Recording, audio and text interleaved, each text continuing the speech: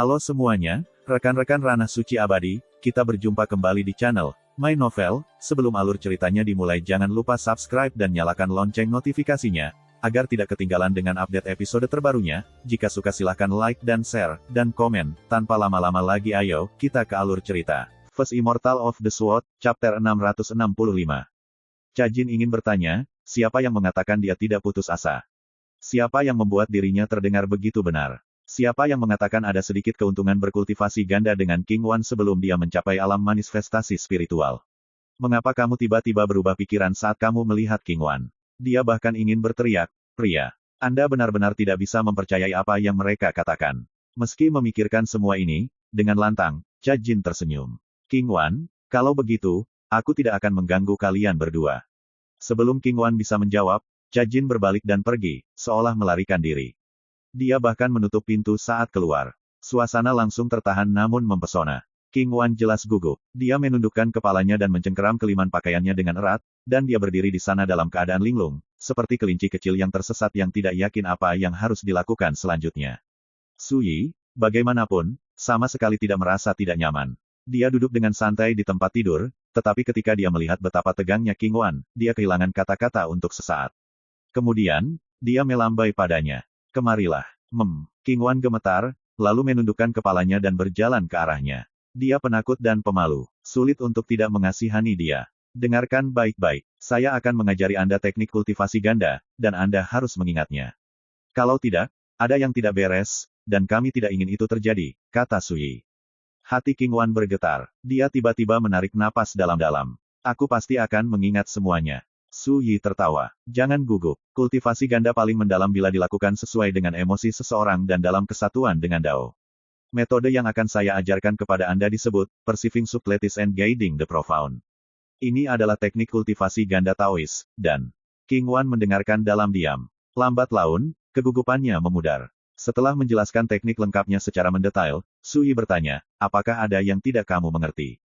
King Wan menggelengkan kepalanya. Kalau begitu tidurlah, kata Su Yi. Kami dapat berkultivasi ganda saat Anda melangkah ke alam manifestasi spiritual. Saat dia berbicara, dia naik ke tempat tidur dan menyandarkan kepalanya ke pilar. Wanita muda itu jelas tercengang, dan kebingungan tertulis di seluruh wajah kecilnya. Setelah beberapa saat, dia tergagap. Guru, apakah Anda menahan saya di sini hanya untuk mengajari saya teknik kultivasi ganda? Su Yi menutup matanya dan berkata dengan bingung, Cajin berkata bahwa jika aku mengabaikanmu malam ini, itu akan menyakitimu. Saya memikirkannya dan menyadari dia benar, jadi saya memutuskan untuk membuat Anda tetap di sisi saya. Jangan-jangan terlalu memikirkannya. King Wan merasa tercerahkan, tetapi lebih dari itu, dia merasa tersentuh. Senyum tulus muncul di wajah mungilnya yang sempurna. Apa yang kamu tersenyum tentang? Tanya Su Yi. King Wan dengan malu-malu menundukkan kepalanya. Aku merasa sangat bahagia. Saya tidak akan pernah menduga Anda akan begitu perhatian dan peduli terhadap saya, Guru. Su Yi menunjuk ke tempat tidur. Duduk. King Wan ragu-ragu sejenak sebelum mendekat, tetapi meskipun dia duduk, hanya setengah dari pantatnya yang menyentuh tempat tidur, seolah takut dia akan menyentuhnya dengan tiba-tiba. Melihat kepatuhannya yang berhati-hati dan tentatif menggerakkan Su Yi, yang berkata, sekarang setelah kupikir-pikir, kamu sebenarnya berada di sisiku lebih lama dari siapapun, dan hatimu semurni batu giok, polos, dan bahkan agak sederhana. Saya secara alami harus menjaga Anda. Ketika sampai pada hal seperti ini, saya tentu saja harus mempertimbangkan Anda terlebih dahulu. Bahkan jika, ketika saatnya tiba, Anda tidak mau berkultivasi ganda dengan saya tentu saja tidak akan memaksakan masalah ini. Urusan nafsu dan kesenangan adalah tentang perasaan timbal balik, bukan sekedar melampiaskan nafsu. Tidur. Setelah mengatakan bagiannya, Su Yi segera tertidur lelap. Malam ini, malam ulang tahunnya yang ke-18, kekuatan Grand Dao turun seperti hujan, dan dia menyambut kesengsaraan manifestasi spiritual yang belum pernah terjadi sebelumnya. Itu adalah malam yang sangat menyenangkan. Namun, jalur kultivasinya akan selalu kembali ke ketenangan pada akhirnya. King Wan menatap wajah Su Yi dengan bingung. Tiba-tiba, pinggiran matanya memerah dan berkabut dengan air mata. Setelah beberapa saat, wanita muda itu meringkuk dengan hati-hati seperti kucing di sisi Su Yi. Dia merasakan kepastian dan kepuasan yang belum pernah terjadi sebelumnya. Pagi selanjutnya, ketika Su Yi bangun, dia meninggalkan kamarnya, berdiri di halaman, dan mulai berkultivasi setiap hari, seperti biasanya. Namun, metode kultivasinya sudah sangat berbeda. Gerak kakinya tidak kaku atau kendor, dan tangannya seperti ranting anyaman yang tertiup angin, perlahan-lahan memanfaatkan kekuatan lingkungannya. Ini adalah tampilan keajaiban keheningan dan gerakan, kebenaran dan ilusi. Ki-nya mengalir melalui dirinya seperti sungai, mencapai setiap bagian tubuhnya. Itu berkeliaran di seluruh meridiannya, dan ketika dia bernafas, ular kembar udara putih muncul dari lubang hidungnya. Bab kekosongan roh persatuan tertinggi. Teknik kultivasi spirit Dao terhebat di alam liar, kanon Taois tertinggi. Di masa lalunya, Su Yi pernah mengundang beberapa temannya Kaisar Bela Diri Tanpa Tanding, Kaisar Hantu Lautan Barat, dan Hati Batu Tinta Guru Buddha untuk berdiskusi tentang puncak persatuan tertinggi. Tujuannya adalah untuk menciptakan teknik kultivasi spirit Dao terbaik di dunia. Mereka berempat mengasingkan diri dan mendiskusikan Dao selama 100 tahun penuh. Pada akhirnya, Kaisar menggabungkan kebijaksanaan dan pemahaman kolektif mereka dengan pemahaman mereka tentang roh Dao, menciptakan teknik kultivasi yang tak tertandingi sepanjang sejarah. Saat mereka menciptakan teknik tersebut, Su Yi menulis naskah aslinya dengan tangan. Setiap kata memanifestasikan pesona Grand Dao, setiap karakter mutiara yang cemerlang. Musik Dao dan cahaya ilahi memenuhi 9 langit dan mengguncang langit. Teman-temannya semua memujinya, mengatakan itu belum pernah terjadi sebelumnya dan tidak dapat ditiru, teknik pamungkas dari spirit Dao. Sayangnya, persyaratan untuk membudidayakannya terlalu ketat. Teknik ini bahkan lebih ketat tentang siapa yang mempraktikkannya daripada warisan pembawa sarkofagus lentera hantu. Alasannya sederhana. Untuk mempraktikkan sutra ini, seseorang harus memenuhi 3 syarat sebelum mencapai perwujudan spiritual. Mereka membutuhkan jiwa yang sebanding dengan pembudidaya alam inkarnasi spiritual. Mereka membutuhkan tubuh yang sebanding dengan tubuh emas Buddha yang tidak mati. Dan mereka perlu memadatkan setidaknya 60.000 bintang kekuatan asal di alam pengumpulan bintang. Jika seseorang gagal memenuhi salah satu dari kondisi ini, mereka tidak dapat berlatih bab kekosongan roh persatuan tertinggi. Jika tidak, kedalaman sutra ini akan berbalik pada mereka, dan mereka akan kehilangan lebih dari yang mereka dapatkan. Namun, bahkan dalam ortodoksi kultivator jiwa teratas di alam liar, kultivator Gathering Stars dengan jiwa yang sebanding dengan kultivator inkarnasi spiritual jarang terjadi. Jenius seperti itu muncul kurang dari sekali dalam 1000 tahun. Persyaratan tubuh emas abadi bahkan lebih ekstrim. Ini mewakili tingkat pencapaian tertinggi untuk pemurni tubuh, dan bahkan di tanah suci Buddha terbesar di alam liar, Little Western Paradise, hanya Hati Batu Tinta Guru Buddhis muda yang telah mencapai kekuatan tubuh kedagingan seperti itu sebelum manifestasi spiritual. Dan mereka yang memiliki 60.000 atau lebih bintang kekuatan asal sama langkahnya dengan bulu burung phoenix dan tanduk kilin. Dalam kehidupan masa lalunya, murid termuda Su Yi, King Tang, memadatkan 72.000 origin power stars di alam bintang pengumpulan, dan dia dianggap sebagai kultivator alam bintang pengumpulan terhebat di alam liar. Apakah itu cukup untuk mencapai salah satu dari 3 kondisi ini? Mereka memang bisa menemukan orang yang mampu mengolah bab kekosongan roh persatuan tertinggi. Tetapi menemukan seseorang yang mampu memenuhi ketiga persyaratan secara bersamaan itu jauh, terlalu sulit. Pada saat itu, teman-teman Su Yi telah menggodanya, mengatakan bahwa Su Xuanjun telah mencurahkan upaya bertahun-tahun untuk mengembangkan teknik ini, hanya untuk menemukan sesuatu yang bahkan tidak dapat digunakan oleh siapapun yang hidup atau mati. Mereka mengatakan, metode kultivasi terbesar dari spirit Dao, sama tidak bergunanya dengan iga ayam. Meskipun teman-temannya tidak mengetahuinya, dalam kehidupan barunya, Su Yi dapat dengan mudah mengembangkan teknik kultivasi spirit Dao pamungkas yang tidak berguna ini. Jiwanya, bahkan di alam istana asal, itu sudah sebanding dengan kultivator alam inkarnasi spiritual. Fisiknya, pada saat dia melangkah ke alam bintang berkumpul, itu tidak kalah dengan tubuh emas abadi. Bintang kekuatan asalnya, sebelum membobol alam manifestasi spiritual, dia memiliki 99.999 dari mereka. Dia memenuhi setiap persyaratan dengan ruang kosong. Di alam perwujudan spiritual, para kultivator meredam istana roh Dao agung mereka. Semakin kokoh Grand Dao Spirit Palace, semakin besar dan padat kekuatan Grand Dao yang dapat dikandungnya, pikir Su Yi sambil berkultivasi. Fondasi saya saat ini tidak tertandingi, kemungkinan besar, tidak ada seorang pun di dunia ini yang dapat dibandingkan dengan saya. Namun, mengolah bab kekosongan roh persatuan tertinggi membutuhkan terlalu banyak energi spiritual. Sebelum melangkah ke alam perwujudan spiritual, batu roh tingkat 5 dan 6 masih cukup untuk mempertahankan kultivasi harian Su Yi. Sekarang setelah dia memasuki alam manifestasi spiritual, energi spiritual yang dikandungnya hanyalah setetes air dalam ember. Jika dia menggunakan batu roh untuk mengolah, dia akan membakar lebih dari 1000 sehari. Batas budidaya yang berbeda memiliki persyaratan yang berbeda untuk sumber daya budidaya. Fondasi Su Yi sangat kokoh, dan dia mengembangkan bab kekosongan roh persatuan tertinggi. Permintaannya akan sumber daya kultivasi jauh melampaui imajinasi kultivator lainnya. Untungnya, energi spiritual langit dan bumi secara bertahap pulih. Selanjutnya, tadi malam, saya mengumpulkan banyak sumber energi Grand Dao. Saya tidak perlu khawatir tentang mempertahankan kultivasi saya untuk sementara waktu. Benua Azure sedang mengalami transformasi besar-besaran. Dalam waktu kurang dari 3 bulan, zaman Radiant akan menimpa mereka. Selama Sui berusaha mengumpulkan mereka, dia pasti bisa menemukan sumber daya yang cukup cocok untuk kultivasinya. Dalam jangka pendek, saya harus fokus pada memadatkan kebenaran misterius kejadian dan menempa kembali pedang Dewa Abstrus secepat mungkin. Kalau tidak, itu akan menghambat kemampuanku untuk menunjukkan kekuatanku yang sebenarnya. Sui memiliki tujuan yang jelas dalam benaknya untuk kultivasi pasca reinkarnasinya. Dia telah memulai persiapannya untuk kultivasi spirit Dao saat dia masih dalam origin Dao. Misalnya, 3 jenis mantra Dao tiada taraf yang dia kuasai 5 elemen, Yin dan Yang, serta angin dan kilat dipilih dengan mempertimbangkan kultivasi spirit Dao-nya. Tujuan utamanya adalah untuk memadukan ketiga jenis mantra Dao ini menjadi kebenaran misterius roh Dao yang dikenal sebagai kejadian. Kemudian, dia melanjutkan untuk memahami 2 kebenaran misterius lainnya, tertinggi-tertinggi dan void kosmos. Begitu dia menguasai ketiganya, mereka akan mengalami metamorfosis lengkap, menyatu menjadi spirit Dao Mysterious Truth yang baru. Terlepas dari sejarah panjang Wild, kebenaran misterius khusus ini belum pernah muncul sebelumnya. Tidak ada yang pernah menguasainya. Ini karena itu berasal dari jejak pencerahan yang dia terima dari 9 rantai ilahi yang disegel oleh pedang 9 neraka. Namanya adalah Apex of Genesis. Awal dari asal-usul, puncak dari semangat. Apex of Genesis terwujud, dan Grand Dao kembali ke asalnya. Demikian pula, Sui telah lama memutuskan untuk menempa kembali pedang Dewa Abstrus setelah maju ke alam manifestasi spiritual. Dia berencana untuk memadukannya dengan Celestial Blue dan menempa dirinya sendiri menjadi pedang Natal Dao. Celestial Blue adalah senjata yang ditinggalkan Kaisar Sumeru Yao, Yuan Motian. Meskipun rusak parah, masih ada sumbernya. Sui akan menggunakannya sebagai embrio pedang dan memadukannya dengan pedang Dewa Abstrus.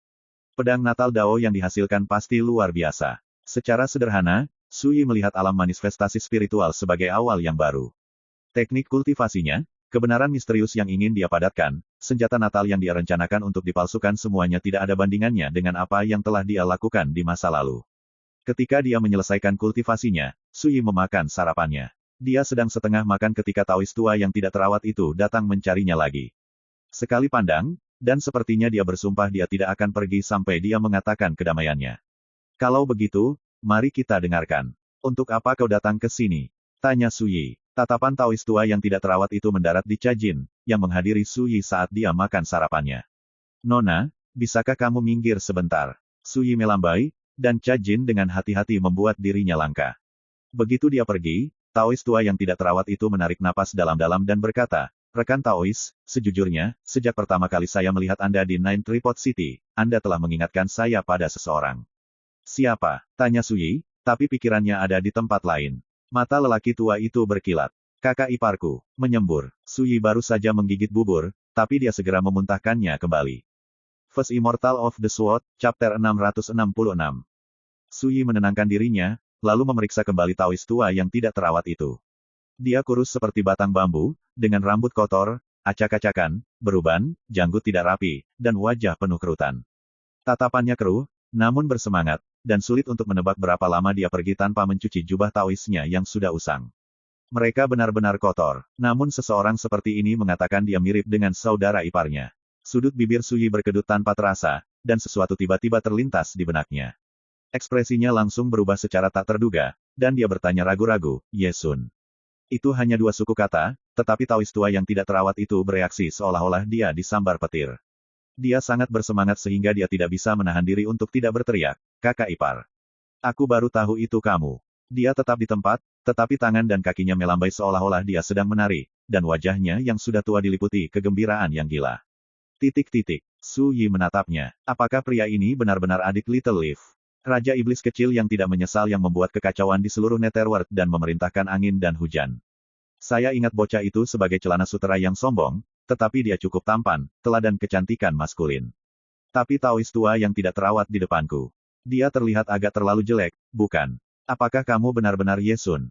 Tanya Sui. Taois tua yang tidak terawat itu berteriak kegirangan, "Kakak ipar, siapa lagi di bawah langit yang cukup ceroboh untuk menyamar sebagai adik iparmu? Mereka pasti benar-benar muak hidup." Sui akhirnya yakin bahwa ini benar-benar Yesun. Sikap tidak tahu malu dan desakan tanpa henti untuk memanggilnya, "Kakak ipar," persis sama dengan yang dia ingat. Yesun tidak berubah sedikit pun. "Apa yang terjadi denganmu?" Sui mengerutkan kening. Dia teringat kembali pada Little Ghost City Fengdu, Yin Mountain City, dan pertemuannya dengan Holy Maiden Jade Anglika, Swansea. Saat itulah Xuanzi memberitahunya bahwa pendiri istana Netherworld Deathbringer, Kaisar Asura Netherworld, adalah adik laki-laki daun kecil, Ye Sun. Menurut catatan kuno Deathbringers Netherworld Palace, 30.000 tahun yang lalu, Ye Sun tiba di benua Azure memimpin 13 ahli ras ular hantu. Setelah membuktikan daunnya dan menjadi seorang kaisar, dia mendirikan istana Netherworld Deathbringer. 13 bawahan ular hantu perkasa selanjutnya dikenal sebagai 13 utusan ilahi. Xuanzi adalah keturunan salah satu dari 13 utusan ilahi Mihe. Menurut Xuanzi, 30.000 tahun yang lalu, ketika larangan kegelapan kuno menimpa benua Azure, Ye Sun memimpin 13 utusan dewa untuk mencari sumur kekacauan kuno. Tujuan mereka adalah menemukan cara untuk memblokir kekuatan larangan kegelapan kuno. Ada juga desas-desus bahwa Ye Sun telah memimpin bawahannya kembali ke dunia bawah. Namun, tidak ada yang bisa mengkonfirmasi mereka. Bagaimanapun, 30.000 tahun yang lalu, Kaisar Asura Netherworld, Ye Sun, menghilang. Pada tahun-tahun berikutnya, istana Netherworld Deathbringer jatuh di bawah efek korosif larangan kegelapan kuno. Namun sekarang, Ye Sun telah muncul di hadapan Su Yi, terlihat seperti seorang Taois tua yang tidak terawat. Tentu saja Su Yi terkejut. Bagaimana mungkin dia bisa mengharapkan ini? Kakak ipar, ceritanya panjang. Izinkan saya untuk menjelaskan secara detail, kata lelaki tua itu sambil menghela nafas. Kegembiraan gilanya berubah menjadi kepahitan dan melankolis saat dia mempertimbangkan kata-kata selanjutnya. Namun, saat dia hendak berbicara, Su Yi berkata langsung, singkat dan to the point.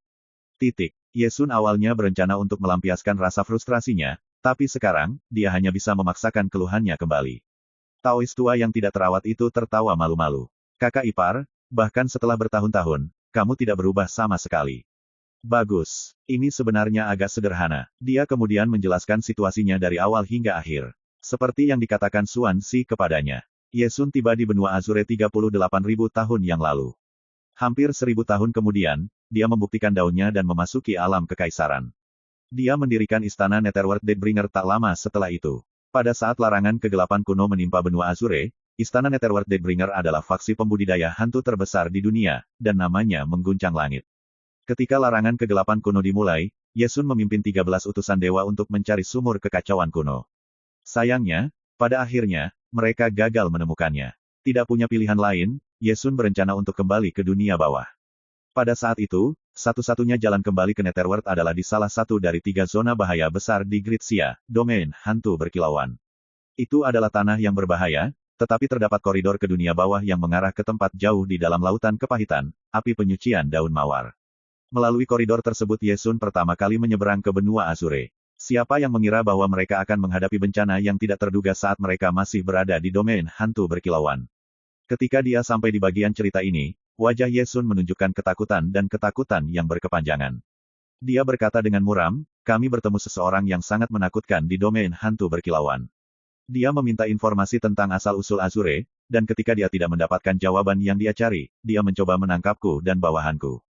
Apa? Apakah kamu terlalu belak-belakan dengannya? Tanya Su Yi. Dia memahami karakter Ye Sun dengan sangat baik. Kembali ke Netherworld, dia adalah seorang Silk Pants yang terkenal, Raja Iblis kecil yang paling terkenal dari ras ular hantu. Selain itu, dia sering sombong menggunakan nama Su Xuanjun untuk keuntungannya. Ye Sun langsung merasa canggung, dan dia buru-buru melambaikan tuduhan itu. Kakak ipar, pada saat itu, aku sudah menjadi kaisar yang terkenal di dunia. Bagaimana saya masih bisa bersikap sembrono seperti yang saya lakukan di dunia bawah? Oh, kata Su Yi. Apakah begitu? Nah, siapa pria itu? Ye Sun menggelengkan kepalanya. Yang saya tahu adalah bahwa dia menyebut dirinya seorang sipir, dan bahwa dia melihat kami sebagai tahanan yang melarikan diri. Mata Su Yi tiba-tiba menyipit. Seorang sipir, Kaisar Peng 9 Jiwa, yang memproklamirkan diri sebagai Raja Tragedi Ilahi, bertemu dengan seorang sipir perkasa saat menjelajahi reruntuhan bintang ke-6. Bentrokan mereka berakhir dengan pemenjaraannya di Den of Caterpillars. Hal yang benar-benar bengkok adalah ketika bajingan itu menyerang, dia benar-benar berpura-pura sedang melakukan kehendak langit. Saya belum pernah melihat kemunafikan seperti itu dalam hidup saya, sembur Ye Sun. Sesaat kemudian, dia berkata dengan getir, tetap saja, harus kukatakan, dia benar-benar kuat. Kultivasi kami hampir sama, tetapi kekuatan tempurnya benar-benar menakutkan. Yang lebih luar biasa lagi, dia bisa mengendalikan kekuatan larangan kegelapan kuno. Dia menekan dan menangkap hampir semua bawahanku dengan mudah, dan bahkan aku sangat menderita. Hanya berkat Sea of Bitterness Sword Talisman yang Anda berikan kepada saya, sebagian dari jiwa saya cukup beruntung untuk bertahan hidup. Kalau tidak, saya tidak akan pernah bisa melarikan diri dari sipir dengan hidup saya. Dia menghela nafas panjang. Meskipun aku selamat, larangan kegelapan kuno telah menyelimuti benua Azure. Saya hanyalah sisa jiwa yang rusak, aku tidak mungkin menentangnya. Tidak punya pilihan lain, saya menemukan medan perang terdekat dan memiliki cangkang yang sudah rusak ini, lalu berbaring tidak aktif seperti pengecut yang menyedihkan. Baru-baru ini, setelah saya baru saja berhasil memulihkan sebagian vitalitas saya berani berkeliaran di luar lagi. Su Yi mengerutkan alisnya. Aku ingat dengan jelas memberikan Sea of Bitterness Sword Talisman kepada adikmu. Bagaimana Anda bisa mendapatkannya? Ye Sun berkata seolah-olah itu sangat jelas. Ketika saya pergi untuk menjelajahi benua Azure, dia khawatir saya akan mengalami bahaya, jadi dia memberikannya kepada saya. Su Yi tidak mengatakan apa-apa, tapi dia sudah mengerti intinya. 30.000 tahun yang lalu, saat larangan kegelapan kuno menimpa benua Azure, seorang sipir dari Sekte Kehendak Surga muncul di benua Azure. Tujuannya adalah untuk mencari Origins of the Azure. Itu karena dia hampir jatuh ke tangan sipir sehingga Ye Sun berakhir dalam keadaan ini. Apakah sipir Ye Sun bertemu dengan makhluk yang sama yang bersembunyi di kedalaman meteor abis? Su Yi tidak begitu yakin. Lagi pula, menurut Raja Tragedi Ilahi, ada lebih dari satu sipir di Sekte Kehendak Surga. Kakak ipar, aku senang menemukanmu. Saya tidak tahu apa yang akan saya lakukan jika tidak, kata Ye Sun, wajahnya penuh kegembiraan dan kegembiraan. Dia benar-benar memandang rendah keberuntungannya. Dia sama sekali tidak terlihat seperti Kaisar Asura Netherworld. Jika para ahli dari Istana Netherworld Deathbringer melihatnya, mereka tidak akan berani percaya bahwa ini adalah pendiri sekte mereka.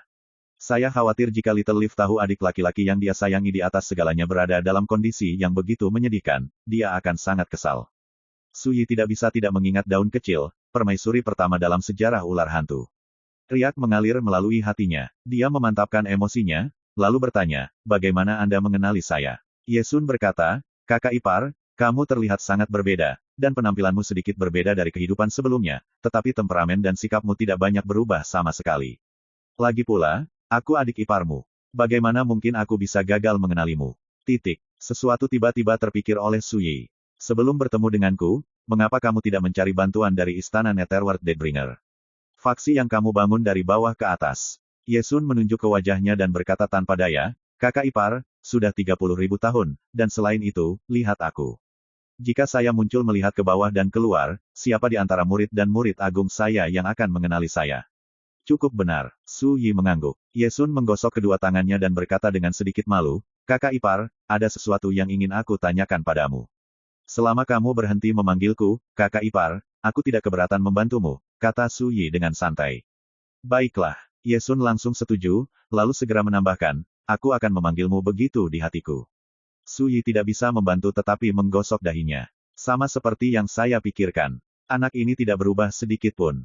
Dia bersikeras memanggilku saudara iparnya seperti biasa. Dia sama sekali tidak bisa diperbaiki. Katakan padaku apa yang kau inginkan. Cepatlah tentang itu, kata Su Yi. Dari pertimbangan Little Leaf, bagaimana mungkin membuat masalah bagi Ye Sun? Ye Sun menarik napas dalam-dalam, lalu berkata dengan serius, kakak ipar, aku ingin bertanya padamu tidak, kakak Su, aku ingin memintamu untuk membantuku menemukan tubuh yang kutinggalkan di domain hantu berkilauan semua itu, bertahun-tahun lalu. Su Yi bertanya dengan bingung, 30.000 tahun telah berlalu. Aku khawatir tubuhmu sudah lama membusuk. Mengapa mengambilnya? Ye Sun buru-buru berkata, kakak ipar tidak, kakak Su, kamu tidak tahu bagian ini, tapi meskipun tubuhku rusak parah, itu tidak benar-benar hancur. Sebelum apa yang tersisa dari jiwaku meninggalkan cangkangku yang babak belur, aku menggunakan teknik rahasia perlombaan ular hantu untuk menyegel jejak kekuatan sumberku di dalam tubuhku. Dia berhenti sejenak, lalu menambahkan, selama aku bisa mengambilnya kembali, saat Radiant Epoch tiba, aku bisa memulihkan bekas basis kultivasiku. Setelah mengatakan bagiannya, dia menatap Su Yi dengan penuh harap. Su Yi memikirkannya, lalu mengangguk setuju. Dia berencana untuk kembali ke kota 9 Tripod setelah memasuki alam manifestasi spiritual. Dia telah berjanji kepada Kaisar Xia bahwa dia akan membantu memperbaiki formasi penghalang penekan 9 Tripod. Dan domain hantu berkilauan berada di dalam perbatasan Grid Xia. Itu adalah salah satu dari 3 zona bahaya besar mereka. Selanjutnya, ini adalah adik dari Little Leaf. Su Yi tidak mungkin tetap menjadi pengamat. Ketika dia melihat Su Yi setuju, Ye Sun menjadi gila karena senang. Terima kasih banyak, kakak ipar. Saya hanya tahu Anda akan membantu saya, kakak ipar. Haha, Su Yi tidak mengatakan apa-apa. Sepertinya tidak mungkin anak ini memperbaiki kebiasaan buruknya memanggilku, kakak ipar. Atau lebih tepatnya, dia tidak pernah berencana untuk memperbaikinya sejak awal. First Immortal of the Sword, Chapter 667. 3 hari kemudian, Weng, fluktuasi aneh bergema di seluruh ruangan. Sebuah jimat melayang di depan Suyi, dan aura samar beredar di sekitarnya. Saat cahayanya berkedip-kedip, fluktuasi energi anehnya berangsur-angsur memudar. Hah, gelombang. Suyi mengembuskan napas panjang dari udara keruh. Jimat ini menyegel gumpalan aura pedang 9 neraka. Dengan harta ini, aku bisa pergi ke Gritsia tanpa khawatir, pikirnya. Dia telah menghabiskan 3 hari terakhir memperbaiki dan meningkatkan formasi penyegel surga dari 9 absolut, formasi yang melindungi reruntuhan rumah pedang dewa. Dia juga membuat beberapa jimat. Yang terkuat dari mereka adalah yang melayang di depannya, yang di mana dia menyegel kekuatan pedang 9 neraka. Dengan ini sebagai cadangan, tidak peduli seberapa kacau dunia luar, selama tidak ada ahli Imperial Realm yang muncul, tidak ada yang bisa mengancam Ning Xihua atau siapapun yang berlindung di reruntuhan. Aku harus pergi. Suyi bangkit, lalu meninggalkan ruangan. Ning Xihua dan yang lainnya sudah tahu bahwa Suyi berencana untuk segera pergi ke Gritsia. Namun, ketika saat kepergiannya tiba, mau tidak mau mereka merasa enggan melihatnya pergi. Kakak Suyi, bisakah aku ikut denganmu? Tanya Wen Lingsui, tepi matanya merah. Dia menatapnya dengan menyedihkan. Tidak kali ini, kata Suyi dengan lembut. Seperti yang Anda ketahui, benua Azure sedang dalam kekacauan, dan Gritsia adalah yang paling bergejolak dari semuanya. Anda sebaiknya duduk dan tetap di sini. Jika Anda merasa bosan atau tertahan, Anda bisa keluar sebentar. Suruh Cajin dan yang lainnya menemanimu. Saat dia berbicara, dia mengacak-acak rambut Wen Lingsui. Wanita muda itu mengerutkan bibirnya dan mendengus, tapi dia jelas kesal. Suyi berpikir sejenak, lalu berkata, lain kali, aku jamin aku akan mengajakmu menjelajah. Bagaimana? Benar-benar. Semangat Wen Lingsui melonjak. Tentu saja, kata Suyi sambil tertawa. Aku tidak pernah kembali pada kata-kataku. Baik-baik saja maka, aku akan mengingat janjimu. Wanita muda itu tampak senang, dan senyum berseri-seri menyebar di wajahnya yang cantik. Tuan muda, bagaimana kalau Yuan Heng menemanimu? Dia dapat membantumu menangani berbagai tugas di sepanjang jalan, Cajin mau tidak mau berkata dengan lembut. Dia mengenal Suyi dengan baik. Tanpa petugas, dia hanya akan semakin malas. Yuan Heng langsung menatap Suyi dengan penuh harap. Namun, Suyi menolak. The Radiant Epoch akan tiba dalam waktu 3 bulan. Anda harus menghabiskan waktu ini untuk mengumpulkan kekuatan Anda dan bersiap untuk menantang alam manifestasi spiritual. Hanya dengan begitu Anda dapat bersaing untuk mendapatkan kekuasaan dan terbang ke surga ketika zaman Radiant tiba. Kali ini, semua orang menyadari bahwa Suyi telah mengambil keputusan. Tidak mungkin dia membawa orang lain bersamanya ke Gritsia. Tuan, dalam hal ini, Anda harus menjaga diri sendiri, kata Yuan Heng. Suyi melambai, lalu berbalik dan pergi. Dia membenci perpisahan yang berlarut-larut di atas segalanya. Taois tua yang tidak terawat, Ye Sun, bergegas mengejarnya. Kerumunan menyaksikan Suyi dan Ye Sun meninggalkan reruntuhan, lalu melesat ke Cakrawala. Itu adalah hari kelima dari bulan lunar kedua, hari di mana Suyi berangkat ke Gritsia. Sekarang sudah 3 bulan sejak dia meninggalkan Gritsia. Di atas lautan awan, Suyi mengendarai angin, pakaiannya berkibar di sekelilingnya. Langkahnya tidak tergesa-gesa atau lambat, tetapi dia terbang jauh lebih cepat daripada yang dia lakukan sebagai pembudidaya penghindaran biji-bijian. Lebih jauh lagi, saat kinya menyatu ke sekelilingnya, dia terbang tanpa mengeluarkan tenaga sedikitpun. Ini adalah alam manifestasi spiritual. Pakar seperti itu bisa mengendarai angin dan terbang melintasi langit dan bumi. Mereka bisa meninggalkan laut utara di pagi hari, mengembara ke 4 penjuru, dan kembali saat malam tiba. Setelah hujan cahaya Grendau mengalir ke benua Azure, energi spiritual sekitar benar-benar lebih padat. Suyi merasakan sekelilingnya di sepanjang jalan, dan indera ilahi memindai pemandangan. Dia dengan tajam mendeteksi banyak perubahan. Energi spiritual berkembang di seluruh hutan belantara, dan di kota-kota, semuanya tampak diremajakan. Dari pegunungan besar, sungai, danau, dan lautan, hingga setiap helai rumput kecil, semuanya dipenuhi dengan vitalitas dan tumbuh seperti orang gila. Perubahan ini tidak hanya mempercepat pertumbuhan obat dan material spiritual yang tak terhitung jumlahnya, mereka menguntungkan setiap makhluk hidup. Manusia, hantu, yao, dan roh alam semuanya memiliki potensi untuk mengambil kesempatan dan berubah, seperti ikan mas yang melompati gerbang naga. Bahkan mereka yang tidak berkultivasi menjadi lebih kuat di bawah efek nutrisi dari energi spiritual, dan rentang hidup mereka diperpanjang. Ini hanya sudut terjauh dari benua Azure, tapi sudah banyak berubah. Aku ingin tahu apa yang telah menjadi Gritsia, pikir Suyi. Sia besar adalah jantung dari benua Azure. Itu tidak hanya memiliki alam tersembunyi dengan lorong kereruntuhan bintang ke-9 seperti Pulau Abadi Sumeru. Ada juga meteor abis, glittering ghost domain, dan beberapa zona berbahaya lainnya. Energi spiritual yang pulih tidak diragukan lagi akan paling banyak mengubah Sia Agung. Namun, ini hanya menambah semangat Suyi. Dengan batas kultivasinya saat ini, jika dia tetap berada di tempat seperti lautan roh kacau, dia akan menjadi seperti naga yang terkurung di perairan dangkal. Hanya tempat seperti Gritsia yang bisa memberinya kesempatan untuk mengendarai angin dan ombak. Kakak ipar, tidak, kakak Su, apakah kamu benar-benar bereinkarnasi untuk berkultivasi lagi dari awal? Yesun mau tidak mau bertanya di sepanjang jalan. Dia telah menekan pertanyaan ini untuk beberapa waktu sekarang. Su Yi mengerutkan alisnya. Setiap kali Yesun membuka mulutnya, dia hanya perlu menambahkan gelar kakak ipar. Dia jelas terjebak di jalannya tanpa niat untuk berubah. Kamu bisa memanggilku sesukamu. Kalau tidak, kita berdua akan menderita. Su Yi menggelengkan kepalanya. Dia tidak bisa diganggu untuk menyibukkan diri dengan detail kecil ini lebih jauh. Yesun menyeringai. Luar biasa. Benar, kakak ipar, Anda masih belum menjawab pertanyaan saya. Kamu menebak dengan benar, kata Su Yi.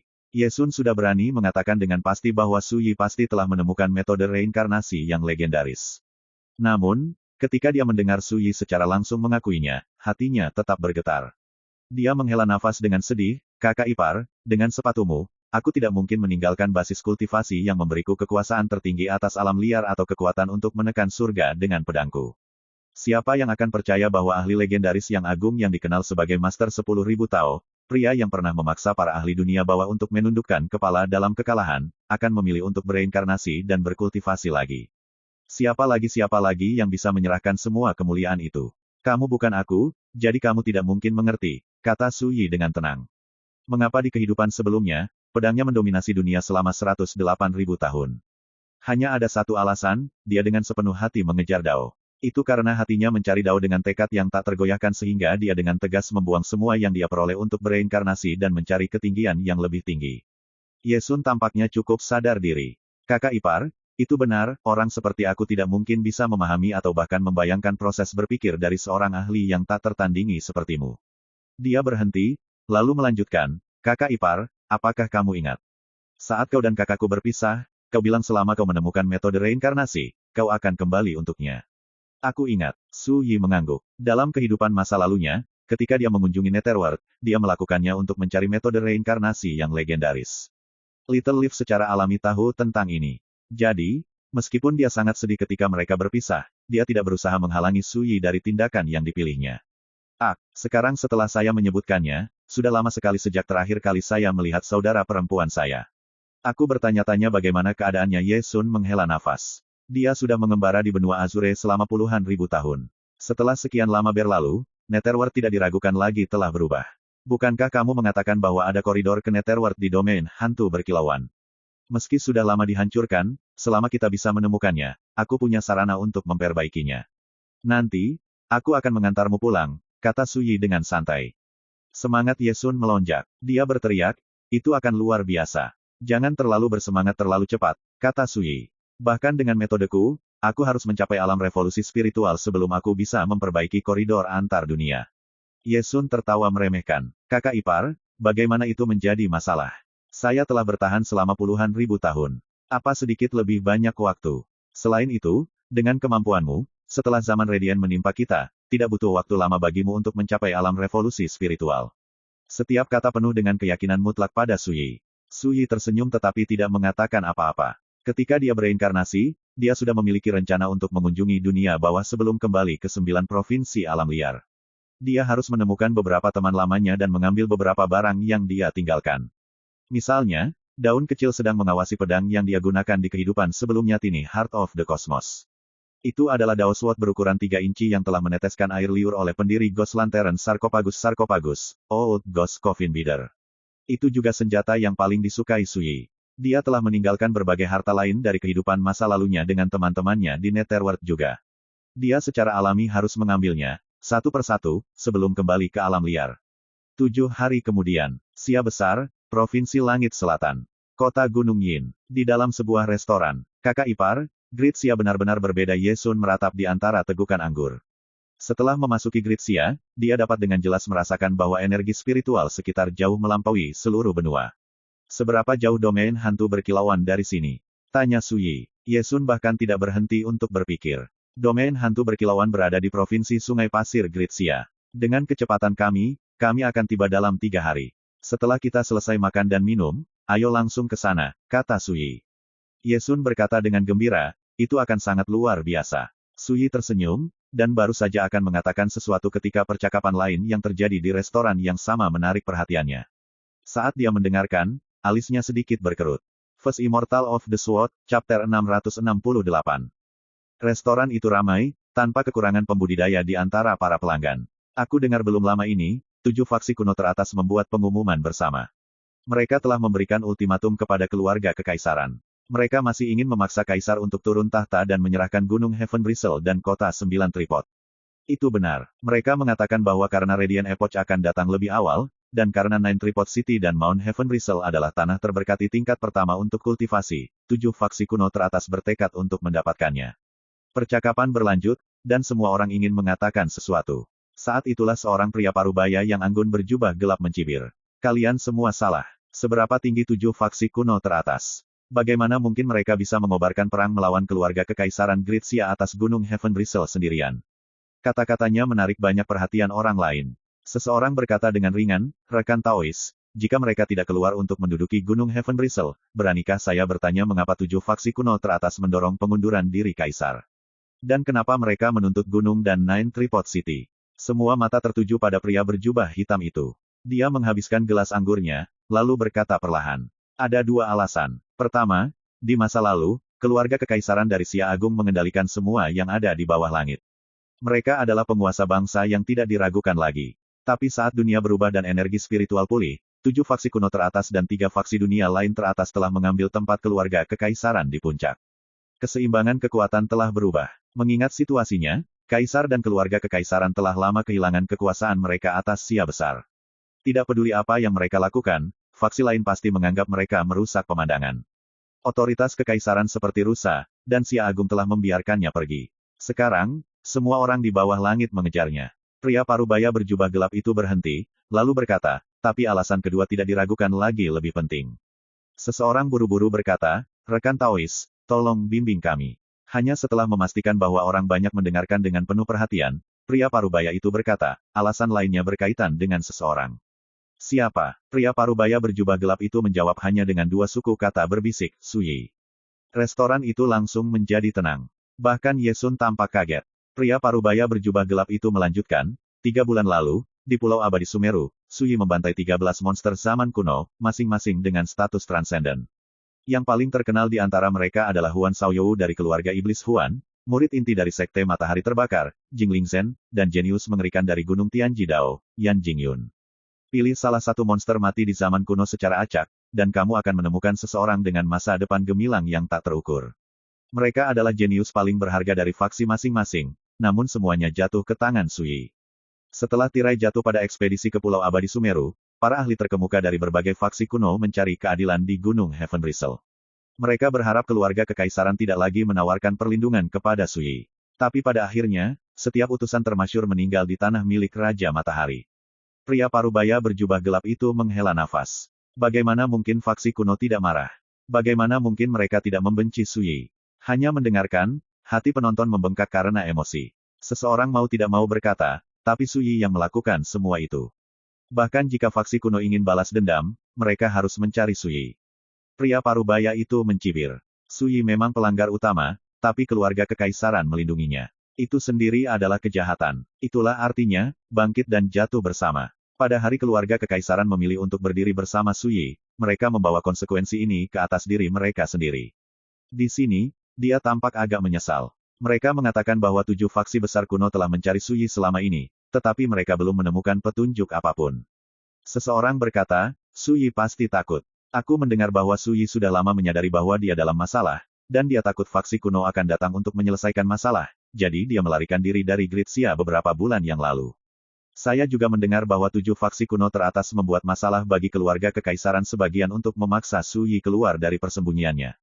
Semua orang sepertinya ingin mengatakan sesuatu, jadi diskusinya cukup seru. Saat Yesun menguping, ekspresinya menjadi sedikit aneh. Dia menatap Suyi. Kakak ipar, kamu baru pergi 3 bulan. Siapa yang mengira para pembudidaya ini akan menganggapmu pengecut? Suyi berkata dengan tenang, mengapa pendapat mereka penting bagiku? Namun, dia belajar sedikit dari percakapan mereka. Misalnya, dia telah mengetahui bahwa faksi kultivasi dari Xia besar telah membentuk keseimbangan kekuatan yang benar-benar baru. Dan dari mereka, 7 faksi kuno teratas adalah yang terkuat. 7 faksi teratas adalah keluarga Huan Iblis, Gunung Tianjidao, Sekte Matahari Terbakar, Istana Netherworld Deathbringer, Sekte Buddha Kekosongan Murni, Gunung Pedang Awan Tersembunyi, dan keluarga Dongguo. Ada juga berbagai faksi kuno lainnya, tetapi kekuatan komprehensif mereka relatif lemah. Ketujuh orang itu adalah yang terkuat. Di dalam perbatasan Sia Besar, ada juga 3 faksi dunia lain yang mampu berdiri bahu-membahu dengan 7 faksi besar kuno. Mereka adalah Rumah Pedang Skywalking, Kultus Roh Tiandou, dan Inkarnasi Sekte Bintang. 3 faksi dunia lain telah menyeberang sekitar 2 bulan lalu, satu demi satu. Setelah pertempuran skala tak tertandingi, mereka memantapkan diri di benua Azure. Mereka sekarang adalah 3 faksi dunia lain yang paling menonjol di Grid Sia. Bahkan 7 faksi besar kuno secara diam-diam mengakui kehadiran 3 faksi top dunia lain. Ketika dia mengetahui semua perubahan ini, Sui dalam hati juga sangat sedih. Tidak ada keraguan tentang hal itu. Selama ketidakhadirannya, keseimbangan kekuatan di antara para pembudidaya Sia Besar telah berubah beberapa kali. Itu benar-benar berbeda dari sebelumnya. Belum lama ini, 4 faksi teratas Sia Besar adalah Fulcrum of Heaven Sword Sect, Cloudski Divine Palace, Maha Temple, dan Qinyi Dao Sect. Namun sekarang, tidak ada kejayaan mereka yang tersisa. Bahkan keluarga kekaisaran, mantan hegemon dari segala sesuatu di bawah langit, berada dalam kesulitan yang tidak pasti. Memang, urusan duniawi selalu berubah. Sekarang setelah kamu menyebutkan Sui, para ahli yang paling menarik perhatian dari Grid Sia semuanya terdaftar di Ranking of Stars. Sui pernah menjadi sosok paling menonjol dari generasi muda, tetapi berapa banyak orang yang mengingatnya sekarang? Seseorang menghela nafas. Ranking of Stars adalah karya faksi kuno, Blue Cloud Tower. Itu menyebutkan tokoh-tokoh generasi muda Grid Sia yang paling berbakat dan tak tertandingi. Beberapa bulan yang lalu, ketika Blue Cloud Tower pertama kali menerbitkan daftar tersebut, hal itu menyebabkan keributan besar dan menarik perhatian luas. Daftar itu telah menjadi standar yang digunakan para pembudidaya dunia untuk menilai kejeniusan bangsa. Mereka menyebutnya bintang karena bersinar lebih terang dari semua yang ada di sekitar mereka. Menurut Blue Cloud Tower, setiap orang dalam daftar memiliki kesempatan untuk memukau dunia selama Radiant Epoch yang akan datang. Seseorang menghela nafas, setiap bulan, Menara Blue Cloud merevisi daftar dan memesan ulang nama. Namun, tidak peduli bagaimana peringkat berubah, tidak ada cara untuk membuat daftar kecuali Anda setidaknya berada di alam manifestasi spiritual. Mengingat situasinya, tidak masalah seberapa luar biasa Sui saat itu, atau seberapa banyak perhatian yang dia terima. Dunia telah berubah, dan sekarang, dia bahkan tidak memenuhi syarat untuk mendapat tempat di peringkat bintang. Ini mendorong beberapa desahan sedih. Legenda Sui sudah ada di masa lalu. Saat energi spiritual langit dan bumi pulih, para ahli paling mempesona di zaman baru semuanya sudah terdaftar di peringkat bintang. Yesun tidak bisa membantu tetapi menemukan percakapan mereka tidak menyenangkan. Aku tahu tentang Menara Blue Cloud. Bahkan 30.000 tahun yang lalu, mereka suka menyusun semua jenis daftar, seperti peringkat item misterius dan peringkat bakat di Grand Dao, dan peringkat jenius terpilih dari surga. Saya tidak mengira mereka akan muncul lagi setelah bertahun-tahun. Dia berhenti, lalu menambahkan, saya tidak dapat menyangkal bahwa daftar yang mereka susun cukup berwibawa, mereka tidak hanya menarik nomor mereka entah dari mana. Tetap saja, kali ini, mereka salah. Dia mencibir, mereka pasti tidak tahu bahwa kamu telah melangkah ke alam manifestasi spiritual. Jika ya, bagaimana mungkin nama Anda tidak ada dalam daftar? Su Yi tertawa. Lebih baik namaku tidak ada dalam daftar. Mengingat mentalitas dan pengalamannya, bagaimana mungkin dia peduli dengan daftar seperti itu? Selain itu, bahkan sebagai kultivator asal Dao, dia bisa membunuh kultivator manifestasi spiritual semudah jika mereka adalah ayam, dan dia bahkan telah menekan kultivator alam inkarnasi spiritual sebelumnya. Sekarang dia adalah seorang kultivator tingkat lanjut dari Spirit Dao juga, bagaimana mungkin dia peduli apakah dia memenuhi syarat untuk bergabung dengan Ranking of Stars atau tidak? Yesun berhenti, tertegun, lalu tampak malu.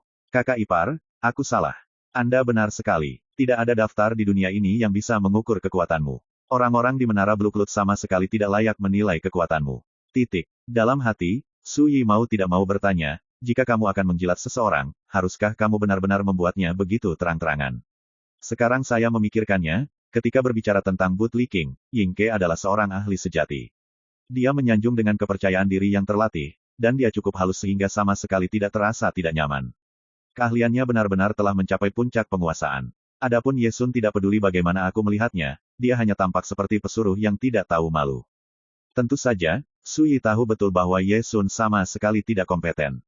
Kalau tidak, dia tidak mungkin mendirikan istana Netherworld Deathbringer atau menjadi kaisar Asura Netherworld yang terkenal di dunia. Bocah Pang ini hanya boleh bertingkah seperti bujang kecil yang tidak tahu malu dan tidak bisa diperbaiki ketika aku ada di sekitar. Ayo pergi, kata Suyi. Dia mengosongkan gelasnya dan bangkit. Kita harus sampai ke domain hantu berkilauan secepat mungkin. Setelah kami menyelesaikan masalahmu, kita bisa menuju ke Nine Tripod City. Dia baru saja mengetahui bahwa 7 faksi kuno teratas menargetkan dan menekan keluarga kekaisaran, dan tidak mungkin dia tetap menjadi pengamat. Lagi pula, Kaisar Xia telah merawatnya dan membantunya selama berada di Nine Tripod City. Selain itu, dia sudah lama berjanji untuk membantu Kaisar memperbaiki formasi penghalang penekan 9 tripod. 3 hari kemudian, Provinsi Sungai Pasir Great Xia, Cloud Mulberry Ridge. Saat itu senja, dan langit merah seperti api di bawah cahaya matahari terbenam. Suyi dan Ye Sun melesat dari jauh. Kakak ipar, pintu masuk ke Glittering Ghost Domain berada jauh di dalam Cloud Mulberry Ridge, kata Ye Sun, menunjuk ke kejauhan. Suyi menoleh. Cloud Mulberry Ridge sangat luas dan mengesankan, dan membentang hingga ke kejauhan. Itu adalah pemandangan yang luar biasa. Selain itu, mereka bisa merasakan kehadiran banyak pembudidaya di seluruh punggungan. Ye Sun memperhatikan mereka juga, dan dia berseru, mengapa ada begitu banyak pembudidaya di sini? Jangan bilang mereka semua menuju domain hantu berkilauan. First Immortal of the Sword, Chapter 669. Ayo pergi. Suyi melangkah ke udara dan menuju ke Mulberry Cloud Ridge. Ye Sun mengikutinya. Dari waktu ke waktu, seberkas cahaya menyapu. Mereka adalah pembudidaya terbang dari segala usia, termasuk pria dan wanita. Sebagian besar berada dalam kelompok 3-5, dan mereka jelas berasal dari faksi yang berbeda. Ada kultivator aneh yang bepergian sendiri, tetapi jumlahnya tidak banyak. Sama seperti Suyi dan Ye Sun, mereka menuju ke arah Mulberry Cloud Ridge. Ye Sun tidak bisa membantu tetapi terlihat sedikit khawatir. Jangan bilang sesuatu terjadi di Mulberry Cloud Ridge. Tetapi jika tidak terjadi apa-apa, mengapa menarik begitu banyak pembudidaya ke sana? Tak lama kemudian, sebuah lembah besar memasuki bidang pandang mereka. Gunung-gunung itu seperti gerbang alam. Mereka begitu tinggi sehingga menembus awan. Cahaya berkabut melayang di sekitar pintu masuk ke lembah. Riak spasial tak berbentuk tersebar di atasnya. Langit di atas lembah diselimuti awan yang begitu gelap dan pekat sehingga menutupi matahari. Kakak ipar, itu pintu masuk ke domain hantu berkilauan. Kekuatan spasial yang aneh tersebar di seluruh punggungan. 30.000 tahun yang lalu, tidak ada cara untuk masuk tanpa kultivasi Imperial Realm, kata Ye Sun dengan kecepatan tinggi. Namun, itu jelas berubah secara dramatis sejak saat itu. Kekuatan spasial di sekitar pintu masuk sangat jarang. Su Yi mengangguk. Domain hantu berkilauan, Pulau Abadi Sumeru, dan Tanah Abadi Gelap adalah 3 zona terlarang Xia besar. Sepengetahuannya, secara historis, sangat jarang bagi para ahli untuk mengambil risiko menjelajah ke dalam. Namun sekarang, banyak pembudidaya telah memasuki lembah untuk mencari pintu masuk ke domain hantu berkilauan. Rekan Taois, harap tunggu. Saat Suyi melangkah melintasi langit, dia tiba di depan salah satu pengelana Solo, seorang pria parubaya berbaju hitam. Pria parubaya berjubah hitam itu mengerutkan alisnya.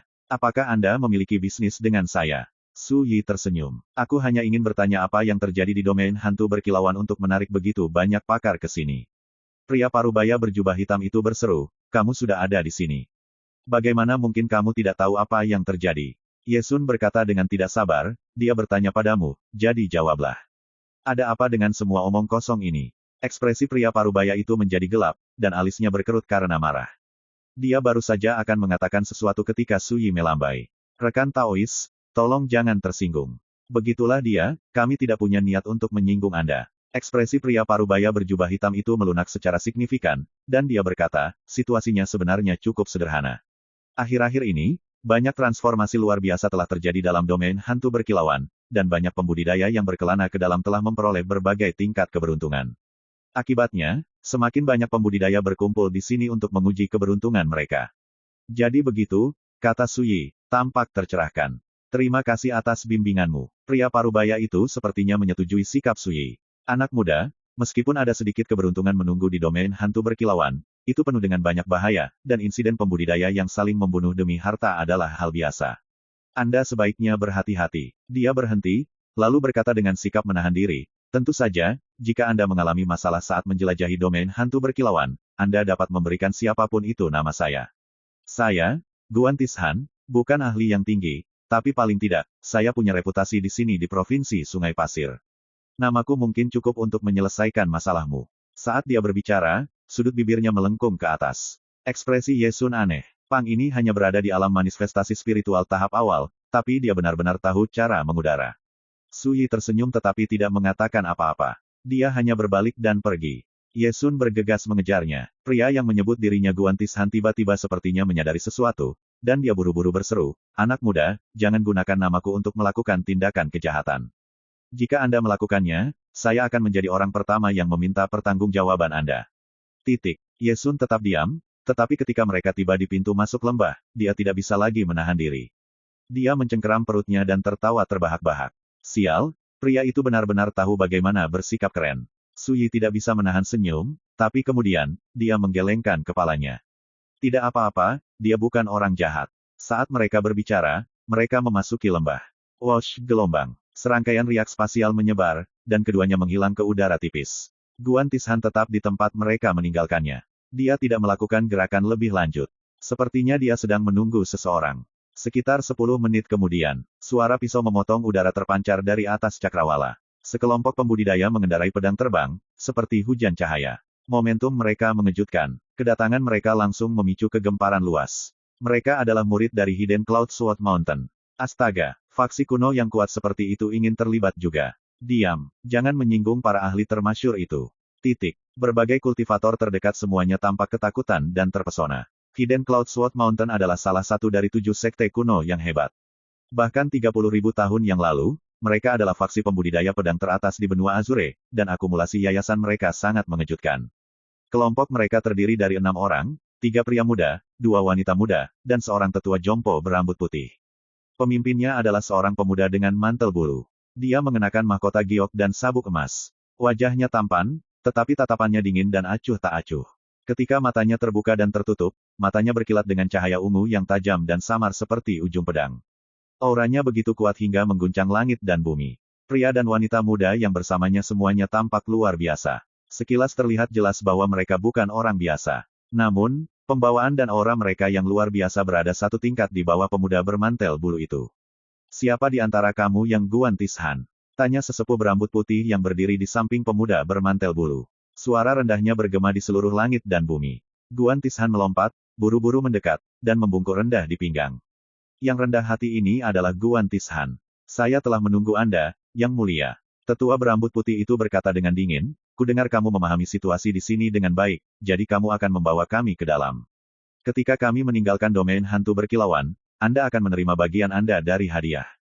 Guan Tishan berkata dengan penuh hormat dan kesungguhan, "Yang Mulia, kesempatan untuk melayani Anda sudah merupakan berkah. Bagaimana saya berani mengingini imbalan apapun?" Tetua berambut putih itu mengangguk puas, lalu menunjuk pemuda bermantel bulu itu. "Ini adalah murid warisan dari Hidden Cloud Sword Mountain, Chu Yunke. Anda tidak boleh lalai." Chu Yunke. Ketika pembudidaya terdekat mendengar nama itu, mereka semua tersentak. Nama ini muncul di ranking of Stars Blue Cloud Tower yang diterbitkan belum lama ini. Dia adalah monster dari zaman kuno, dan dia menduduki peringkat ke-76. Selain itu, dia adalah salah satu elit dari kelompok monster kedua di zaman kuno yang bangkit kembali. Desas-desus mengatakan bahwa dia memiliki bakat langka, hati roh tulang besi, dan bahwa dia memiliki pencapaian yang mengejutkan dalam dao pedang. Dia masih muda, tetapi kecakapan tempurnya sudah cukup untuk membuat sebagian besar kultivator manifestasi spiritual generasi tua menghela nafas atas inferioritas mereka sendiri. Hati Guan Tishan bergetar. Dia membungkuk dengan hormat dan berkata, "Salam, Yang Mulia. Setelah kita memasuki domain hantu berkilauan, beritahu saya jika ada yang bisa saya lakukan untuk Anda. Apapun itu, aku tidak akan menolak." Chu Yunke mengangguk dengan dingin. "Memimpin." "Ya Pak." Guan Tishan tidak berani membuang kata-kata lagi. Dia hanya berbalik dan mulai. Tak lama kemudian, seluruh kelompok menghilang melalui pintu masuk ke lembah. Begitu mereka pergi, para pembudidaya di dekatnya langsung mengobrol, seperti panci yang mendidih. Murid dari Hidden Cloud Sword Mountain juga ada di sini. Jangan bilang mereka mengejar kekayaan yang tersembunyi jauh di dalam Gunung Demon Dark Domain hantu yang berkilauan seperti Istana Netherworld milik Deathbringer. Saya yakin itu. 3 hari yang lalu, Istana Netherworld Deathbringer memimpin sekelompok ahli ke domain hantu berkilauan. Selanjutnya, mereka menutup semua yang ada di sekitar Gunung Demon Dark. Desas-desus mengatakan bahwa keberuntungan yang luar biasa tersembunyi di sana. Menarik. Gunung Pedang Awan tersembunyi dan Istana Netherworld Deathbringer adalah di antara 7 faksi kuno yang hebat. Jika mereka berkonflik karena keberuntungan ini, itu akan mengguncang langit dan bumi. Domain hantu berkilauan. Langit berwarna merah darah, dan suasananya menyesakkan dan menindas. Kemanapun Anda memandang, tanahnya rusak, layu, dan tidak ada kehidupan. Segala sesuatu mulai dari gunung hingga sungai diselimuti kabut samar, berdarah, dan mengerikan. 30.000 tahun yang lalu, ini adalah zona bahaya yang terkenal. Rumor mengatakan bahwa tempat ini adalah hasil dari pertempuran antara setan dan dewa. Saya hanya tidak tahu apakah itu benar atau tidak. Su Yi dan Ye Sun berjalan bahu-membahu melewati hutan belantara yang tandus dan berdarah. Tempat terkutuk ini seperti dunia mini. Tepi luar rusak dan penuh dengan kesalahan spasial dan arus kekuatan spasial dan temporal yang tidak menentu. Tidak banyak di luar itu, kecuali di ujung timur jauh, di mana ada penghalang spasial terbuka yang mengarah ke lautan kepahitan di Netherworld. Wajah Ye Sun dipenuhi kenangan. Ketika saya pertama kali datang ke sini dari Netherworld, saya bahkan tidak pernah menganggap bahwa dunia di ujung lain koridor antar dunia adalah benua Azure. Aduh, 30.000 tahun yang lalu, koridor itu sudah hancur. Disinilah sipir itu juga menghancurkan segalanya. Ye Sun menghela nafas, tampak tertekan. Sekarang setelah dia kembali ke tempat yang sudah dikenalnya, kenangan masa lalu membanjiri pikirannya, menghasilkan campuran emosi yang kompleks. Tapi tak lama kemudian, dia tertawa. Tentu saja, apa yang saya alami tidak seberapa dibandingkan dengan apa yang Anda alami. Su Yi meliriknya. Aku sebenarnya agak penasaran. Mengapa Anda tidak tinggal di Netherworld saja? Mengapa Anda sangat ingin pergi? Ye Sun menggaruk kepalanya dan tertawa getir, kamu mungkin menertawakanku. Tapi di Netherworld, aku menyebabkan terlalu banyak masalah. Terutama setelah Anda meninggalkan dunia bawah, beberapa orang tua menyatakan keinginan mereka untuk memberi saya pelajaran. Saya tidak punya pilihan selain meninggalkan Netherworld demi keselamatan saya sendiri. Siapa yang mengira bahkan puluhan ribu tahun kemudian, aku masih tidak bisa kembali. Su Yi terdiam. Jadi, anak nakal, kamu datang ke sini melarikan diri dari bencana. Dia berpikir sejenak, lalu bertanya, apakah ada yang membuat masalah untuk adikmu saat aku pergi? Ye Sun tersenyum. Kakak ipar, di dunia bawah, orang tua mana yang mungkin tidak mengetahui hubunganmu dengan saudara perempuanku? Tidak peduli seberapa beraninya mereka, mereka tidak akan berani membuat masalah untuknya. Dia berhenti, ragu-ragu, lalu menambahkan, tapi aku sudah pergi selama puluhan ribu tahun. Sudah begitu lama saya tidak dapat menjamin bahwa dia tidak mengalami penganiayaan apapun. Su Yi berkata, tenang. Anda akan memiliki kesempatan untuk kembali suatu hari nanti. Saat mereka berbicara, pancaran cahaya ilahi tiba-tiba melesat dari jauh, seperti sambaran petir perak yang menyilaukan. Itu mendesing langsung ke arah Su Yi. Su Yi tercengang, dan matanya membelalak. Garis cahaya perak itu bukanlah seorang kultivator terbang. Itu adalah bagian dari harta ajaib. First Immortal of the Sword, Chapter 670. Ketika Ye Sun melihat sisa-sisa harta sihir, dia tanpa sadar terpana. Tapi saat itulah suara-suara mendesak terdengar dari jauh. Cepat dan hentikan. Itu benar-benar sebuah fragmen dari beberapa artefak ilahi yang luar biasa. Kejar itu. Garis-garis cahaya mendesing ke arah mereka, mengiringi suara-suara itu.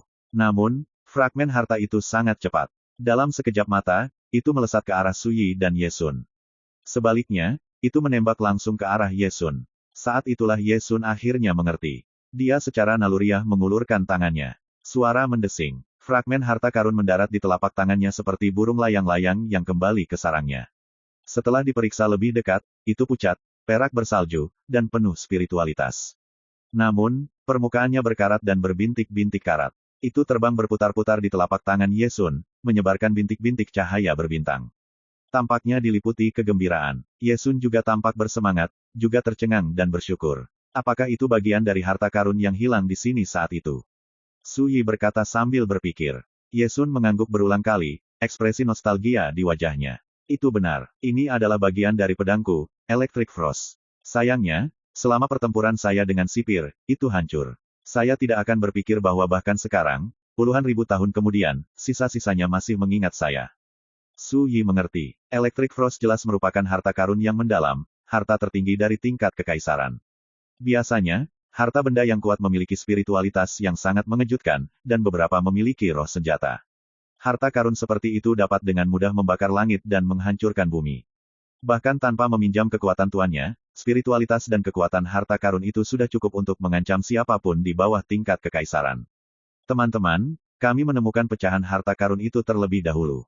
Jika Anda berbaik hati, tolong kembalikan kepada kami. Para pembudidaya menyerbu, ekspresi mereka tidak ramah. Ada sekitar 10 dari mereka, dan mereka jelas berasal dari faksi yang sama. Pembicaranya adalah pemimpin mereka, seorang pria parubaya berjubah bersulam naga. Dia tinggi, dengan aura yang kuat dari alam manifestasi spiritual. Saat dia berbicara, teman-temannya mengepung Ye Sun dan Su Yi. Tampaknya satu kata yang salah dapat menyebabkan kekerasan. Seperti yang mereka katakan. Seekor naga yang terperangkap di perairan dangkal diintimidasi oleh ular, bahkan anjing pun bisa menggertak harimau di dataran terbuka. Saat itu, bagaimana mungkin kentang goreng sepertimu berani berbicara kepadaku seperti itu? Ye Sun berkata dengan sedih. Seorang pria berbaju perak meludah dengan nada menghina, pengemis tua, siapa kamu untuk mengudara? Kencing di tanah, gunakan genangan air sebagai cermin, dan perhatikan dirimu baik-baik. Ekspresi Ye Sun membeku, lalu dia kehilangan kesabaran. Dia menunjuk pria berbaju perak dan berkata, bajingan. Aku akan membuatmu berlutut dan memanggilku leluhur untuk itu. Tidak, tunggu. Saya tidak ingin keturunan yang tidak berbakti seperti Anda. Pria berjubah perak menghunus pedang spiritualnya dengan dentang. Niat membunuh melonjak di sekelilingnya. Letakkan tutupnya di atasnya. Beri kami harta karun itu, dan cepatlah tentang itu. Kalau tidak, kalian berdua bisa melupakan meninggalkan tempat ini hidup-hidup. Yang lain juga terlihat tidak ramah. Bukan karena mereka buta atau memiliki penilaian yang buruk. Suyi tampak muda, dan dia memoles auranya ke tingkat kembali ke kesederhanaan. Di mata mereka, dia tampak sangat sederhana dan tidak terkecuali. Dan Ye Sun, dia terlihat terlalu acak-acakan dan tidak terawat. Selain itu, semua yang dia lakukan tampak cabul. Bagaimana mungkin para pembudidaya menganggapnya serius? Tentu saja, yang lebih penting, mereka memiliki kultivator alam manifestasi spiritual seperti pria paruh baya berjubah bordir untuk mendukung mereka. Bagaimana menurutmu, kakak ipar? Ye Sun tanpa sadar menatap Suyi. Dengan kemampuannya saat ini, selain menggunakan beberapa teknik terlarang tanpa memperhatikan biaya, dia benar-benar bukan tandingan para pembudidaya manifestasi spiritual. Tapi jika dia menggunakan teknik terlarangnya, dia hanya akan mendaratkan dirinya dalam kondisi yang lebih buruk. Lagi pula, dia hanyalah sisa jiwa, bahkan tubuhnya hanyalah mayat acak yang dia temukan tergeletak di sekitar. Dia telah meminjam mayat untuk hidup di tubuh orang lain, tetapi hanya sedikit. Ketika kamu tidak cukup kuat untuk menjadi begitu keterlaluan, kurangi sedikit, desah Suyi. Ye Sun berkata tanpa rasa malu sedikit pun, seolah-olah itu sangat jelas. Kakak ipar, itu karena kamu ada di sini, bukan? Dengan Anda di sekitar, saya tidak akan takut bahkan jika saya membuat lubang di langit. Untungnya, di masa lalunya, dia sudah lama terbiasa dengan perilaku mendominasi Ye Sun, serta kecenderungannya untuk menyalahgunakan nama saudara iparnya.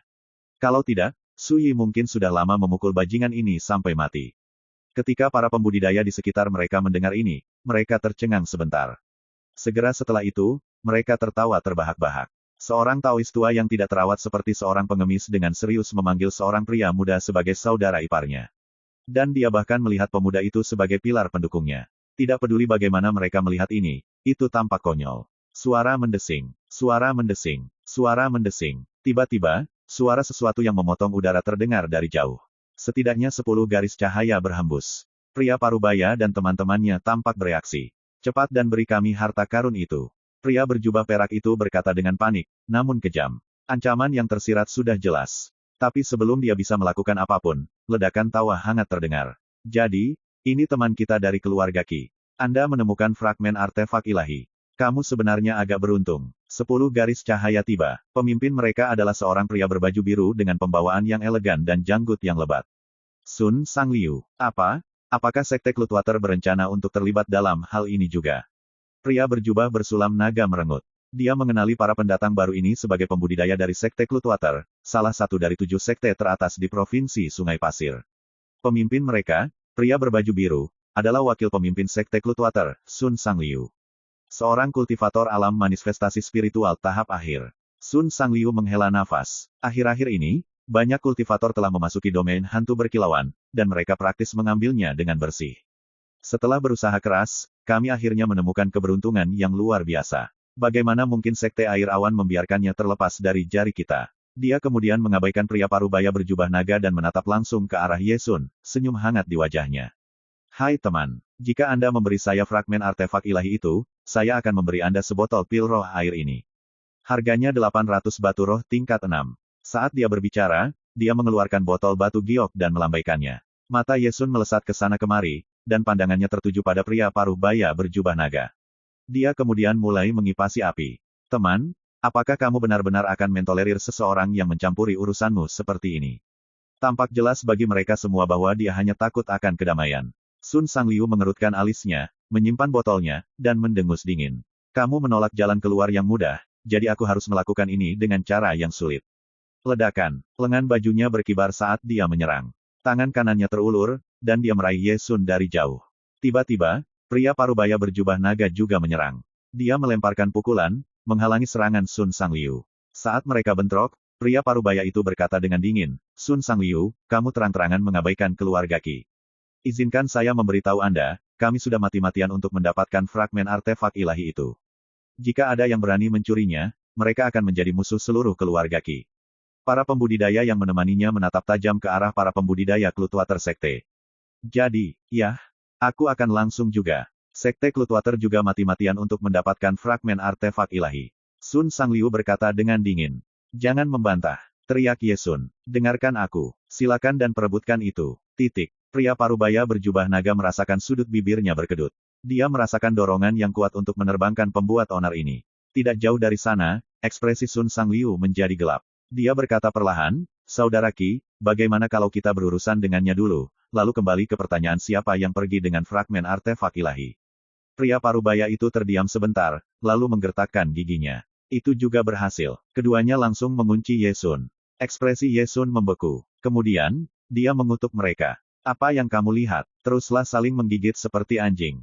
Su Yi tidak bisa membantu tetapi Vespalem. Kerumunan juga terdiam. Mereka pernah melihat agresi dan arogansi sebelumnya, tapi tidak pernah sejauh ini. Dia mencoba menghasut konflik di antara mereka, tetapi dia benar-benar terang-terangan tentang hal itu, seolah-olah dia berdiri di sisi keadilan. Hahaha, kamu cukup menarik, teman. Tiba-tiba, semburan tawa mengguncang langit, dan seorang pria berambut tebal berjanggut emas berjalan melintasi langit. Dia membawa tombak hitam pendek, dan auranya yang menakutkan memenuhi langit dan bumi. Yue Xingshan. Ketika mereka melihatnya, pria berjubah naga, Sun Sangliu, dan ekspresi rekan mereka berubah. Mata mereka mengungkapkan ketakutan mereka. Yue Xingshan adalah sesepuh sekte dalam dari faksi teratas Provinsi Sungai Pasir, Sekte Roh Gajah Naga. Selain itu, dia adalah seorang kultivator manifestasi spiritual generasi yang lebih tua. Dan belum lama ini, Sekte Roh Gajah Naga setuju untuk berdiri di bawah panji Sekte Inkarnasi Bintang. Mereka sekarang adalah bawahan dari salah satu dari 3 faksi dunia lain teratas. Itu adalah hal yang paling menakutkan tentang Yue Xingshan. Seseorang yang bersandar di pohon tinggi dapat menikmati keteduhannya. Bagaimana dengan seseorang yang bersandar pada ortodoksi tingkat puncak? Tidak peduli seberapa buruk kultivasi mereka, orang biasa mana yang berani memprovokasi mereka. Itu benar ganda untuk seseorang seperti Yue Xingshan, keberadaan alam manifestasi spiritual yang telah lama berdiri dan berpengalaman. Saat dia tiba, suasana langsung menjadi tegang dan gerah. Hanya Su Yi yang tampak sangat tenang dan tenang. Dia dengan santai mengevaluasi sekelilingnya, tampak berpikir. Dia tahu bahwa tidak peduli dari faksi mana mereka berasal, hampir semua orang di sini terfokus pada pecahan Electric Frost di tangan Ye Sun. Ye Sun, bagaimanapun, memilih saat ini untuk bertanya, apakah kamu di sini untuk fragmen juga? Yue Xingshan mengangguk dan tersenyum. Itu wajar saja. Lagi pula, itu adalah bagian dari harta karun tingkat kekaisaran, itu tak ternilai harganya. Sebagian besar pembudidaya yang telah berbondong-bondong ke domain hantu berkilauan akhir-akhir ini mengejar pecahan harta karun tersebut. Ye Sun memiliki pandangan yang bertentangan di matanya. Itu hanya sepotong pedang lamaku. Siapa yang mengira itu akan sangat populer di kalangan pembudidaya modern? Itu hanya bagian dari harta karun, itu saja. Bahkan jika itu sangat berharga, sepertinya tidak perlu terlalu menghargainya. Jangan bilang ada alasan lain untuk semua ketertarikan ini. Su Yi menyaksikan permainan ini dalam diam, tapi sekarang, dia berbicara untuk pertama kalinya. Yue Xingshan berseru, jangan bilang kamu tidak tahu. Belum lama ini, Istana Netherworld Deadbringer berjanji bahwa siapapun yang menemukan dan memberi mereka pecahan harta karun yang serupa akan menerima hadiah yang sangat besar. Akhir-akhir ini, beberapa kultivator benar-benar menukar pecahan harta karun tersebut dengan hadiah yang cukup untuk membuat orang lain iri. Su Yi akhirnya mengerti. Jadi, begitulah. Ye Sun adalah pendiri Istana Netherworld Deadbringer. Mereka secara alami tahu betapa berharganya pecahan pedang pendiri mereka, Electric Frost. Ye Sun tercengang, dan dia tampak bersyukur. Dia bergumam, kakak ipar, sepertinya murid dan murid agung saya tidak melupakan saya. Su Yi berkata dengan dingin, jangan terlalu banyak membaca. Mereka hanya ingin mengumpulkan harta yang kamu tinggalkan. Bagi rekan-rekan pencinta My Novel, mohon dukungan, tekan like dan subscribe, agar Mimin tambah semangat lagi. Terima kasih.